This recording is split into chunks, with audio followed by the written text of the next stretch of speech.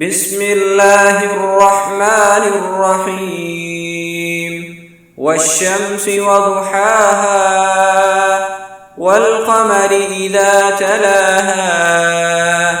والنهار إذا جلاها والليل إذا يغشاها والسماء وما بناها والأرض وما طحاها ونفس وما سواها فألهمها فجورها وتقواها قد أفلح من زكاها وقد خاب من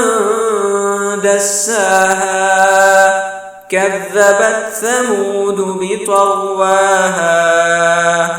إذ انبعث أشقاها فقال لهم رسول الله ناقة الله وسقياها فكذبوه فعقروها فدمدم عليهم ربهم بذنبهم فسواها ولا يخاف عقباها.